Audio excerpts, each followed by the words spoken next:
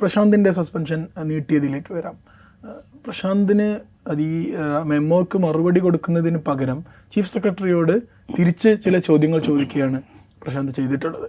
അതിന് chief secretary ഇന്ന് നൽകിയത്, അതായത് ആദ്യം മറുപടി തരൂ, എങ്കിൽ നിങ്ങൾക്ക് എല്ലാ തെളിവുകളും പരിശോധിക്കാനുള്ള അവസരങ്ങൾ നൽകാമെന്ന് ചീഫ് സെക്രട്ടറി പറയുകയുണ്ടായി. നമ്മൾ കഴിഞ്ഞ തവണ സംസാരിച്ചപ്പോഴും പ്രശാന്ത് എന്ന ഒരു അദ്ദേഹത്തിൻ്റെ IAS എന്ന IAS പദവിയിലിരിക്കുന്ന ഉദ്യോഗസ്ഥൻ്റെ മനോഭാവത്തെക്കുറിച്ച് നമ്മൾ ചർച്ച ചെയ്തിട്ടുണ്ടായിരുന്നു.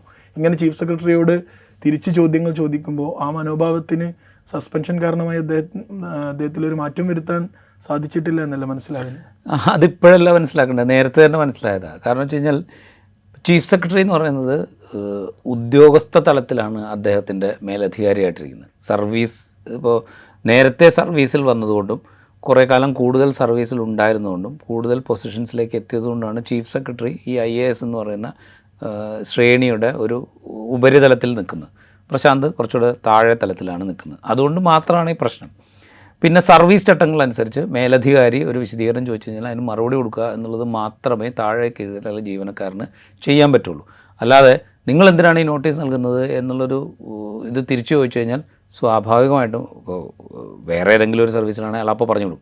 ഇപ്പോൾ സ്വകാര്യ സ്ഥാപനങ്ങളിലൊക്കെ ആണെങ്കിൽ ഏതെങ്കിലും ഒരു കാര്യത്തിന് എക്സ്പ്ലനേഷൻ ചോദിച്ചിട്ട് നിങ്ങൾ എന്തിനാണ് ഈ എക്സ്പ്ലനേഷൻ ചോദിച്ചതെന്ന് തിരിച്ചു ചോദിച്ചു കഴിഞ്ഞാൽ അപ്പോൾ പറഞ്ഞു വിടും. സർക്കാർ സർവീസ് ആയതുകൊണ്ട് അതിനൊരു നടപടിക്രമങ്ങളുണ്ട്. IAS ആയതുകൊണ്ട് കൂടുതൽ നടപടിക്രമങ്ങളുണ്ട്. ആ നടപടിക്രമങ്ങളിലേക്കാണ് ഇത് പോയിക്കൊണ്ടിരിക്കുന്നത്. അപ്പോൾ അത്രയേ ഉള്ളൂ പ്രശാന്തിൻ്റെ ഈ പ്രശ്നം. നേരത്തെ മുതൽ തന്നെ ഇതേ മനോഭാവം പ്രശാന്ത് കാണിക്കുന്നുണ്ട്. അപ്പോൾ നമ്മളന്ന് സംസാരിച്ചോ പറഞ്ഞല്ലോ, ഇപ്പോൾ കോഴിക്കോട് MP ആയിരുന്ന, അല്ലെങ്കിൽ ഇപ്പോഴും MP ആയിരിക്കുന്ന എം കെ രാഘവനും പ്രശാന്തും തമ്മിലുള്ള തർക്കം ഉണ്ടായ സമയത്ത് കുന്നംകുളത്തിൻ്റെ മാപ്പിട്ട ആളാണ് പ്രശാന്ത് എന്ന് പറയുന്ന അന്നത്തെ ജില്ലാ കളക്ടർ. അന്ന് അദ്ദേഹത്തിനെ വാഴ്ത്താനൊക്കെ ഒരുപാട് ആളുകളുണ്ട്. ഇപ്പോൾ ബോബി ചെമ്മണ്ണൂരിനെ വാഴ്ത്തുന്ന പോലെ രണ്ടുപേരും തമ്മിൽ കമ്പാരിസൺ ഇല്ല കേട്ടോ, ഒരു കാരണവശാലും അങ്ങനെ തെറ്റിദ്ധരിക്കരുത്. പക്ഷേ ഇത്തരം ആളുകളൊക്കെ വാഴ്ത്താൻ ആളുകളുണ്ടാവും. അന്നും അദ്ദേഹത്തെ വാഴ്ത്താൻ ഒരുപാട് കളക്ടർ ബ്രോ എന്നൊക്കെ പറഞ്ഞ അപദാനങ്ങൾ പാടിയ ആളുകളുണ്ടായിരുന്നു.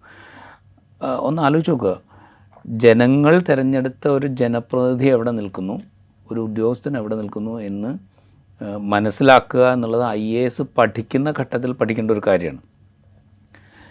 അതായത് MP പ്രോട്ടോക്കോൾ അനുസരിച്ച്, പ്രോട്ടോക്കോൾ എന്ന് പറയുന്നത് സിസ്റ്റം നിശ്ചയിച്ചിരിക്കുന്ന ഒരു രീതിയാണ്. അത് കണക്കിലെടുത്താൽ പോലും MP എവിടെ നിൽക്കുന്നു, ജില്ലാ കളക്ടർ എവിടെ നിൽക്കുന്നു എന്ന് നമുക്ക് മനസ്സിലാവും.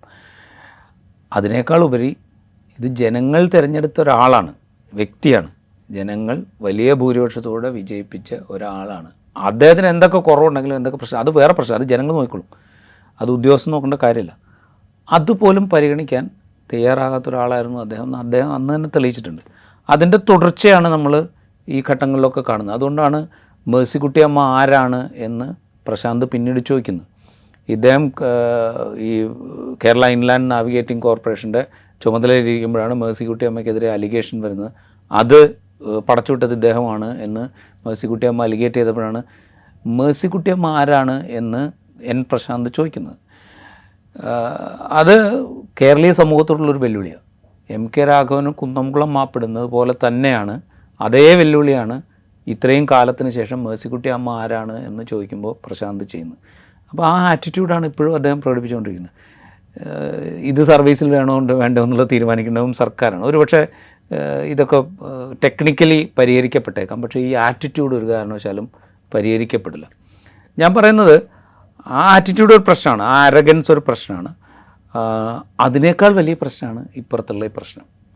നമ്മളൊന്ന് ആലോചിച്ച് നോക്കുക. അപ്പോൾ KM ബഷീർ എന്ന് പറയുന്ന സിറാജിൻ്റെ തിരുവനന്തപുരം ബ്യൂറോ ചീഫായിരുന്ന ആളെ വാഹനാപകടത്തിൽ മദ്യപിച്ച് വാഹനം ഓടിച്ച് കൊലപ്പെടുത്തിയ കേസിൽ അറസ്റ്റിലായ ശ്രീറാം വെങ്കിട്ടരാമന് വേണ്ടിയിട്ട് ഏത് വിധത്തിലാണ് കേരളത്തിലെ IAS IPS ലോബി ഇടപെട്ടതെന്ന് നമുക്കറിയാം. അന്ന് ഭരണത്തിന് നേതൃത്വം നൽകിയതും ഇതേ സർക്കാരായിരുന്നു. KM ബഷീറിന് നീതി ഉറപ്പാക്കും എന്ന് പ്രഖ്യാപിച്ച് സംസ്ഥാനത്തെ മുഖ്യമന്ത്രിയായിരുന്നു. പക്ഷേ പിൽക്കാലത്ത് നടന്നത് എന്താണെന്ന് നമുക്കറിയാം. ഇപ്പോഴും നടന്നുകൊണ്ടിരിക്കുന്നത് എന്താണെന്ന് നമുക്കറിയാം. ആ കേസിൻ്റെ നടപടികൾ നീട്ടിക്കൊണ്ടുപോകാൻ ഏത് വിധത്തിലാണ് ഈ ശ്രീറാം വെങ്കിട്ടരാമൻ എന്ന് പറയുന്ന IAS ഉദ്യോഗസ്ഥൻ ശ്രമിച്ചുകൊണ്ടിരിക്കുന്നത്, അതിന് ഏതൊക്കെ വിധത്തിലാണ് സഹായങ്ങൾ കിട്ടിക്കൊണ്ടിരിക്കുന്നതെന്ന് നമ്മൾ കാണുന്നുണ്ട്. അദ്ദേഹത്തെ എങ്ങനെയാണ് സർവീസിലേക്ക് ഗോപാലകൃഷ്ണൻ സർവീസിലേക്ക് തിരിച്ചു വരുന്ന പോലെയല്ല ശ്രീറാം വെങ്കിട്ടരാമൻ സർവീസ്. അത് സ്വാഭാവികമായ നടപടിയാണെന്ന് നമുക്ക് വേണമെങ്കിൽ പറയാം. കാരണം ഒരു ക്രിമിനൽ കേസിൽ, ഇതുപോലുള്ള ക്രിമിനൽ കേസല്ല, മദ്യപിച്ചോ ഇല്ലയോ എന്നുള്ള പരിശോധന പോലും നടന്നിട്ടില്ല. അപ്പോൾ എന്ന് വെച്ച് കഴിഞ്ഞാൽ നിയമപരമായി അദ്ദേഹത്തിൻ്റെ പുറത്ത് ഇമ്മീഡിയറ്റ് ആയിട്ട് ചാർത്താവുന്ന ഒരു കുറ്റവും അവിടെ ഇല്ല.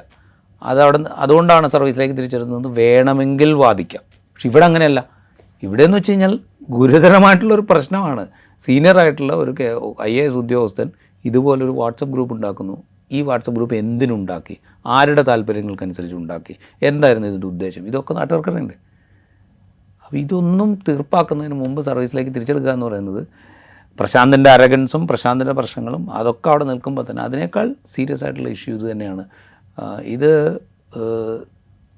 സർക്കാരിനെ സംബന്ധിച്ച് പല പ്രയോറിറ്റീസ് ഉണ്ടാവും, പല കാര്യങ്ങളുണ്ടാവും, പല പ്രഷേഴ്സ് ഉണ്ടാവും. IAS ലോബിയുടെ പ്രഷർ ഉണ്ടാവും. ഇപ്പോൾ ചില മാധ്യമങ്ങളിലൊക്കെ എഴുതി കാണുന്നത് പോലെ കെ ഗോപാലകൃഷ്ണൻ റെപ്രസെൻ്റ് ചെയ്യുന്ന സ്റ്റേറ്റിൻ്റെ പ്രഷർ ഉണ്ടാവും, അവിടുത്തെ പൊളിറ്റിക്കൽ സംവിധാനത്തിൻ്റെ പ്രഷർ ഉണ്ടാവാം, ഇതൊക്കെ ഉണ്ടാവാം. പക്ഷേ ഈ ഭരണത്തിന് നേതൃത്വം നൽകുന്ന ഒരു മുന്നണിയും അതിന് നേതൃത്വം നൽകുന്ന പാർട്ടിയും മുന്നോട്ട് വയ്ക്കുന്ന ഒരു പൊളിറ്റിക്കൽ ഫിലോസഫി ഉണ്ട്. ആ ഫിലോസഫി നാട്ടുകാരോട് പറഞ്ഞിട്ടുണ്ട്. അത് ഞങ്ങൾ മതനിരപേക്ഷ ജനാധിപത്യത്തിന് വേണ്ടി നിലകൊള്ളുന്നവരാണ് എന്നാണ്. അതിന് വിരുദ്ധമായിട്ടുള്ളൊരു കാര്യം സർക്കാർ സർവീസിലുള്ള ഒരാൾ ചെയ്യുന്നുണ്ട് എങ്കിൽ അത് ഫിക്സ് ചെയ്യുക എന്നുള്ള ഉത്തരവാദിത്തം ഭരണ നേതൃത്വത്തിനുണ്ട്. ഇത് അവിടെ മാത്രമല്ല കേട്ടോ, മറ്റ് തലങ്ങളിലും മറ്റ് ഇപ്പോൾ പോലീസ് സേനയിൽ ഇതേപോലുള്ള അലിഗേഷൻ ഉണ്ടായിരുന്നു. ഇപ്പോൾ PFIയുടെ ചില ഗ്രൂപ്പുകൾ പ്രവർത്തിക്കുന്നു എന്നുള്ള ആക്ഷേപം ഉണ്ടായിരുന്നു. അത് ഫിക്സ് ചെയ്തോ എന്നുള്ള ക്വസ്റ്റ്യനും അവിടെ ഉണ്ട്. അത് പക്ഷേ ഇത്രത്തോളം സീനിയർ ലെവലിലുള്ളൊരു പ്രശ്നമായിരുന്നില്ല, ചില താഴെ തലത്തിലുള്ള ഉദ്യോഗസ്ഥരുടെ ഏർപ്പാടായിരുന്നു എന്നാണ് അലിഗേഷൻ ഉള്ളത്. അതും അലിഗേഷനായിട്ടാണ് ഞാൻ പറയുന്നത്. പക്ഷേ അതിനേക്കാൾ ഗൗരവമുള്ളതാണ് വളരെ സീനിയർ ആയിട്ടുള്ളൊരു ഉദ്യോഗസ്ഥൻ, വ്യവസായ വകുപ്പിൽ ഡയറക്ടറായിരിക്കുന്ന ഒരു ഉദ്യോഗസ്ഥൻ ഒരു പക്ഷേ ഭാവിയിൽ വലിയ പോസ്റ്റിങ്ങുകളിലേക്ക് ചീഫ് സെക്രട്ടറി പദം വരെ എത്താം വേണമെങ്കിൽ.